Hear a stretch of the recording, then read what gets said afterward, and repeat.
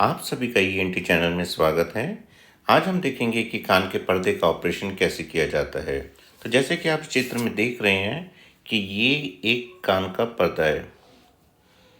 जैसे ये एक कान का पर्दा है और इसमें एक ये छेद है, या मैं छेद के मार्जिन को हाईलाइट कर रहा हूँ।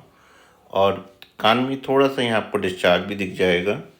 और ये कान की हड्डी है जिसे बोलते हैं मैलियस। कान में 3 हड्डियाँ होती हैं, मैलियस, इंकस एंड स्ट्रेपिस।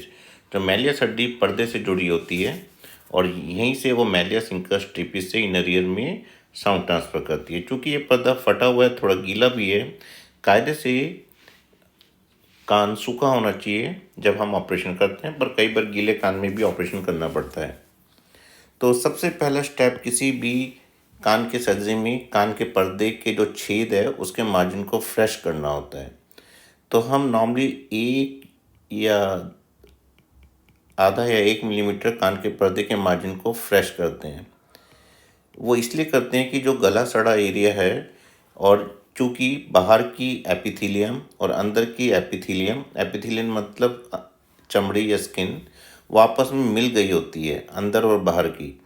तो इसीलिए वहाँ पे नई एपिथेलियम अंदर की तरफ ग्रो नहीं कर सकती। तो हम इसको एक क्लीन कट मार्जिन देते हैं जिससे कि वहाँ पे फ्रेश ब्लड आने लगे। तो जब ये फ्रेश ब्लड आने लगता है तो ये होता है वो छेद को भरने के लिए। बहुत छोटे छेद में सिर्फ मार्जिन फ्रेश करने से भी वो भर सकता है। चूँकि इसमें छेद बड़ा है तो हमें एपिथेलियम तो ग्रो करेगा, लेकिन उसको सपोर्ट करने के लिए एक लेयर चाहिए। तो लेयर के लिए हम ग्राफ्ट उठाते हैं, जिसे आप पर्दा बोल सकते हो। जो ग्राफ्ट उठाने का जो बेस्ट जरिया है वो टेम्पोरलिस फेशिया है। टेम्पोरलिस फेशिया कहाँ होता है, इस चित्र में दिखाते हैं। कान के जस्ट पीछे एक ये मसल है जिसे बोलते हैं हम टेम्पोरलिस मसल। और इस टेम्पोरलिस मसल्स के ऊपर एक लेयर होती है, ये जो आप लेयर देख रहे हो, एक बहुत पतली सी बारीक सी लेयर होती है जिसे बोलते हैं टेम्पोरलिस फेशिया। इसी को हम हार्वेस्ट कर लेते हैं और उसी से हम पर्दा बनाएंगे। वो पर्दे को किसी प्लेट पे हम सुखा लेते हैं। सुखा के वो एकदम बहुत पतला सा, उसके पीछे से हम इवन हाथ की शैडो भी देख सकते हैं और उसको कर लेते हैं। जैसे आप इसमें इस सपोज करो ये वो ग्राफ्ट है और ये आप लाइन देख पा रहे हो, तो वैसे ही वो ग्राफ्ट भी बहुत पतला होता है। एक बार आपने ग्राफ्ट ले लिया, मार्जिन फ्रेश कर दिए, तो हमें इस पर्दे को यहाँ पे टिकाना है इसके नीचे। तो हम क्या करेंगे कि इस पर्दे को, जो हमने जिसको टेम्पोरलिस फेशिया बोलते हैं या ग्राफ्ट बोलते हैं, उठा के इसके नीचे लगा देना है। तो आप देख रहे हैं कि जो ये मार्जिन्स हैं, ये जो मार्जिन्स हैं इस ग्राफ्ट के नीचे एडिक्वेटली आ गए हैं। तो पर ये जो पर्दा लगाया है ये हो सकता है अंदर गिर सकता है।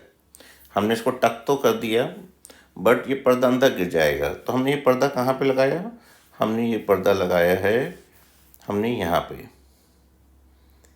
पर ये पर्दा अंदर गिर सकता है, तो इसके लिए हम एक सफ़ेद रंग की घुलने वाली कॉटन लेते हैं, जो इनिशियली तो आसपास का लिक्विड एब्जॉर्ब करके फूल जाती है।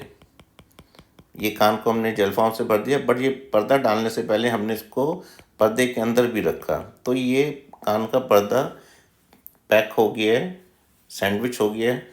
अंदर इसके 1-2 पीस जेल फॉर्म के, बाहर तो बहुत सारे जेल फॉर्म के पीस है, तो ये सैंडविच हो गया। जब ये पर्दा अपनी जगह से नहीं हिलेगा तो कुछ हफ्तों में देखा गया है कि जो वो एपिथेलियम है वो यहाँ से ग्रो करके पूरा एरिया कवर कर लेती है। और ये जो हमने ग्राफ डाला है ये सीढ़ी का काम करता है, और कुछ टाइम बाद जो हमने ग्राफ डाला वो इवन एब्जॉर्ब भी हो जाता है और एक नई एपिथेलियम आ जाती है। बहुत अच्छे तरीके से जो केस किया होता है उसमें तो पता भी नहीं चलता कि ये असली पर्दा है या आपका ग्राफ्ट वाला पर्दा है। तो ये सब टेक्निक है, बट इसी के बहुत सारे वेरिएशन। सिंपल सी टेक्निक है, इसको बोलते हैं परमिएटल ट्रांसटिम्पैनिक अप्रोच।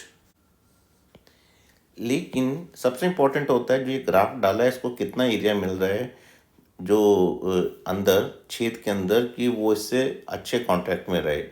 कई बार छेद बहुत बड़ा होता है, कई बार छेद सपोज करो यही छेद अगर ऐसे होता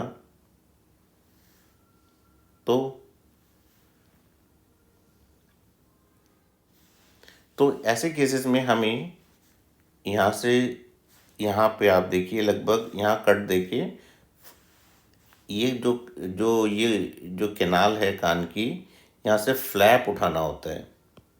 तो हम अराउंड मिनिमम 120 डिग्री या कई लोग 3/4 भी फ्लैप उठा के इसको पूरा उठा लेते हैं।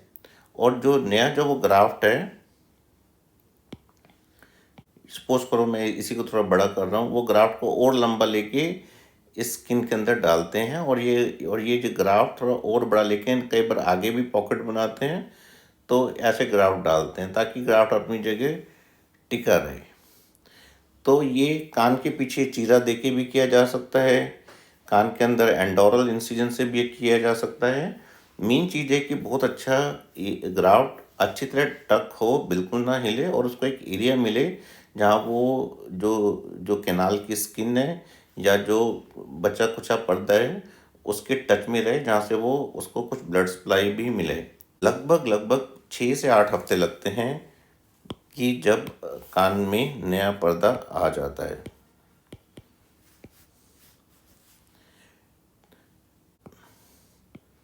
कई बार कान में अगर बहुत छोटा छेद हो, सपोज करो बहुत छोटा छेद हो, तो जस्ट उसके मार्जिन फ्रेश करने से भी वो भर जाता है, या फिर हम जो हमारा जहाँ पे बाली पहनते हैं जिसे लोब्यूल बोलते हैं, वहाँ से फैट ले लेते हैं और वो फैट को यहाँ प्लग इन कर देते हैं, जिसको हम फैट मेनिंगोप्लास्टी बोलते हैं। ये भी टेक्निक काफ़ी सक्सेसफुल होती है।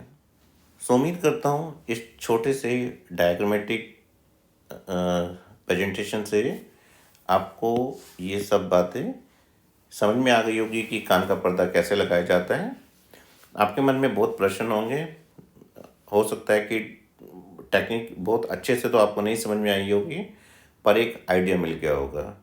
अगर ये वीडियो आपको पसंद आ रहा है तो आप लाइक का बटन दबाना मत भूलिएगा और इस चैनल को सब्सक्राइब और बेल नोटिफिकेशन के बटन को एक्टिवेट करिए ताकि फ्यूचर्स में आपको टाइमली अपडेट मिल सके।